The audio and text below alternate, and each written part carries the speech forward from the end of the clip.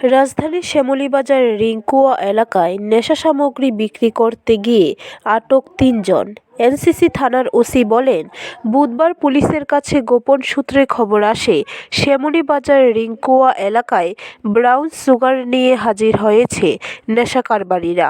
Police গোপন খবরের ভিত্তিতে এলাকায় গিয়ে উৎপেতে বসে থাকে। কিছুক্ষণ পরেই দেখা যায় নেশা কারবারিরা ব্রাউন সুগার নিয়ে এলাকায় ঘোরাফেরা করছে। পুলিশ তাদের দিকে নজর রাখে এবং অভিযুক্ত নেশা কারবারিরা এলাকায় ঘুরে ঘুরে ব্রাউন সুগার বিক্রি করার সময় তাদের আটক করে পুলিশ। তাদের কাছ থেকে 400 ব্রাউন সুগারের কৌটা আটক করা হয়। তাদের কাছ থেকে আটক করা হয় নগদ 23,000 টাকাও।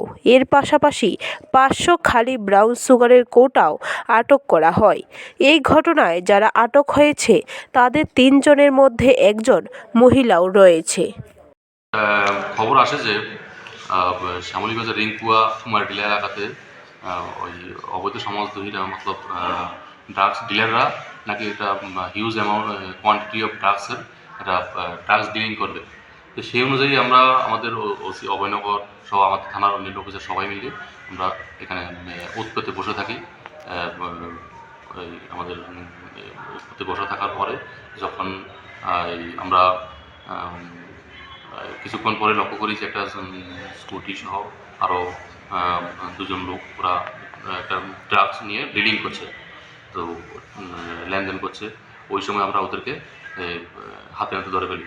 হাতে নাতে ধরার পরে আমরা দেখি যে এখানে টোটাল স্মল ভায়াল 400 স্মল ভায়াল হেরোইন, যেটাকে আমরা ব্রাউন সুগার জানি, আছে।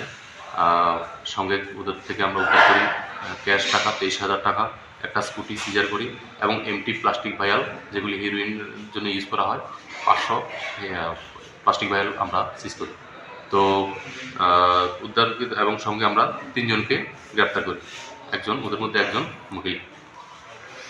কত টাকা ক্যাশ উদ্ধারকৃত সিজড আর্টিকেলস এবং কন্ট্রাব্যান্ড আইটেম সহ টোটাল 4 লাখ টাকা, আনুমানিক 4 লাখ টাকা হবে।